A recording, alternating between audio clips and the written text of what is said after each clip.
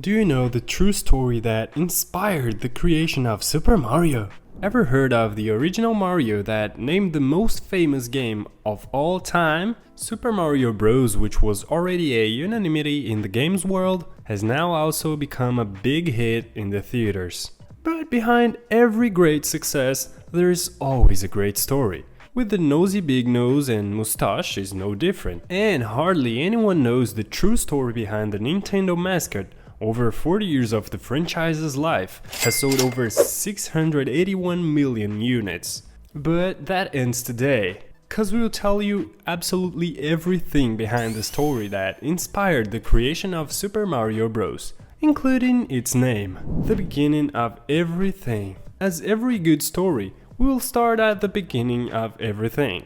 The year was 1981, and Nintendo, after some failed releases, intended to create a game based on Sailor Popeye, a cartoon character who represented an American sailor who, by eating spinach, managed to get strong enough to always be able to save his beloved Olivia Toothpick from the clutches of his arch-enemy, the evil Brutus. But as Nintendo was about to close its doors and barely had money to pay its own bills, and so because of an empty pocket and the need to make money, which actually begins the story of Super Mario. Given all this, in 1981, Super Mario began his career, if we can say so, as a mere supporting created by Shigeru Miyamoto, then responsible for the creation and development of characters of the company. At the time, he participated in the arcade game Donkey Kong, as a little man who deviated from the barrels thrown by the furious gorilla and aimed to reach the top of the structure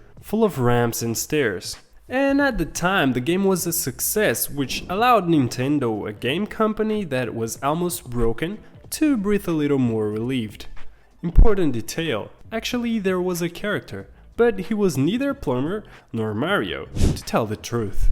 He was still called Jumpman. In Mario's work portfolio, if he had one of course, was the profession of carpenter. That is, no pipes and plumber keys for Mario, just wood, hammer and nails. In other words, Mario was actually Jumpman the carpenter. And in this story of the creation of Mario has two important details.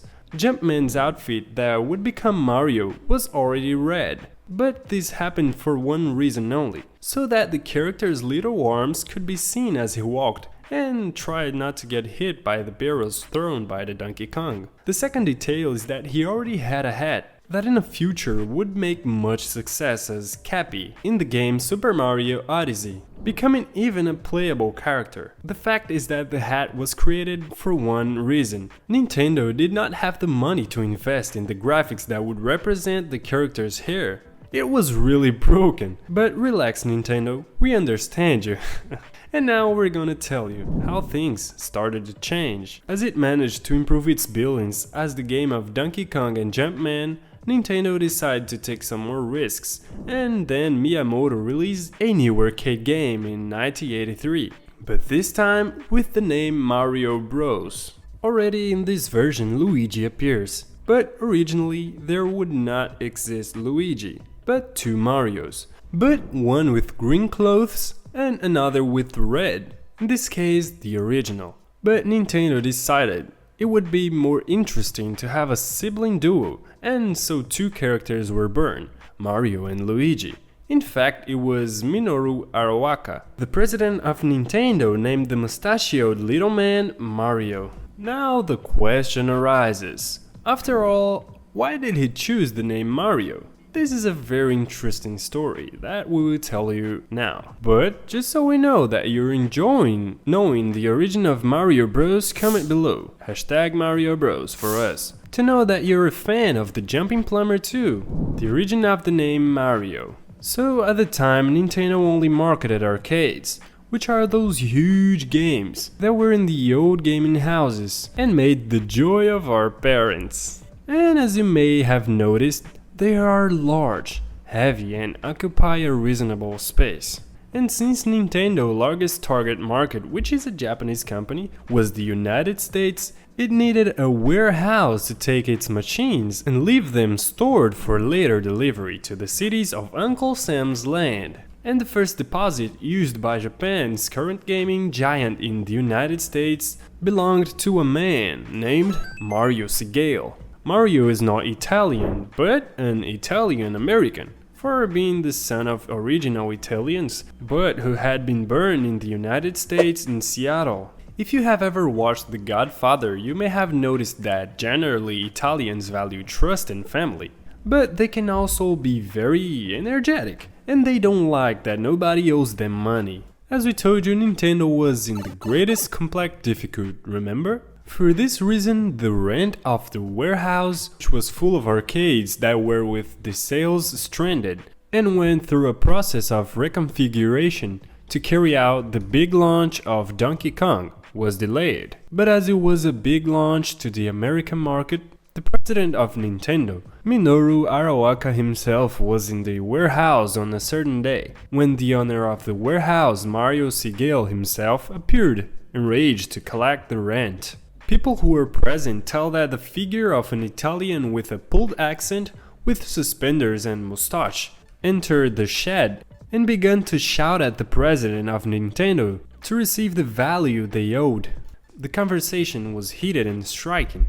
Sometime later, Mario SEGALE accepted Arawaka's promise and payment of the late one soon, and withdrew. The executive summit was marked by the way the Italian was remarkable, which served as inspiration for the nomination and even origin of the character that would be released in the next game. And not only the name, but also some features of Mario Bros itself were highlighted over time as the game's graphics improved. For this reason also that Mario's voice is an Italian accent and he constantly speaks words like Mamma Mia that are part of the vocabulary of Italy. Mamma Mia! Who was Mario SEGALE?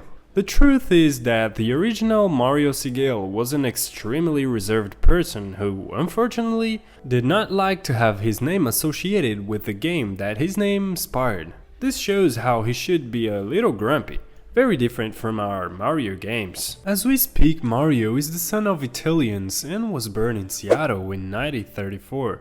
Throughout his life, Mario, in addition, worked in real estate, renting warehouses, as he did for Nintendo, also undertook in the construction business. In fact, at the age of 23, he found his first company in the construction business, having only one truck.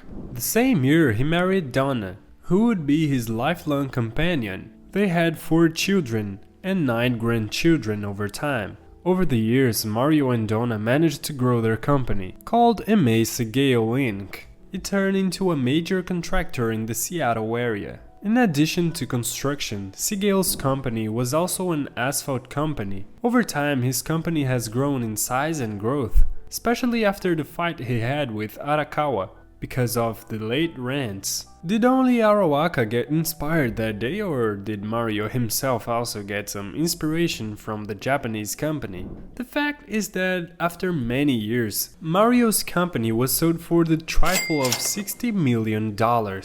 Wow! And look that the guy never received anything for having borrowed the name to the most known game character in history. In addition to the late rent, of course. The end of story. Game over. The first time the origin story of Super Mario's name was told was in a 1993 book called Game Over. There, the surname of Mario SEGALE was spelled wrong, with an I at the end instead of a letter E. This helped SEGALE himself not to be located for many years, as many wondered if the story of the Italian who scouted the president of Nintendo was true. However, in 2001, another book called The Definitive Story of Video Games was told in more detail and spread across the internet. And when it was 2019, Nintendo officially recognized the origin of the story and confirmed that really the name Mario was inspired by the figure of SEGALE. People close to Italian say that he did not like to be associated with the game and that it bothered him. It's a shame, because I would love to have the biggest game in the world inspired by me. Unfortunately, Mario SEGALE passed away in 2018 at the age of 84. And some curiosities about Mario SEGALE that will further enrich our knowledge about the man who gave rise to Super Mario Bros. Quick facts. Some sources claim that Mario stopped using mustache in the late 80s, early 90s. Maybe he didn't want to be called Mario Bros. Who knows? Mario actually wore suspenders, similar to the character of the game, but being something more connected to formal clothes than the plumber's uniform. Sources also claim that Mario owned an Avia, which coincidentally was the color red, the same as the Super Mario. Coincidence or fate? Another curiosity is the fact that Mario was also a duck hunter, and there is a Super Mario game called Super Mario Bros. And Duck Hunt, released in 1984, that sold 28 million copies, where the player tries to hit the flying duckies. That was the true story behind the real origin of Super Mario, from its creation and origin to the inspiration of its name. And if it wasn't all that, today we wouldn't be having the opportunity to play with Mario or watch this great movie of the most beloved plumber of the games. So do you tell us here in the comments if you want to watch the movie, or if you've watched and enjoyed the adventure of Mario and Luigi on the big screen. That's it. See you next time. Bye.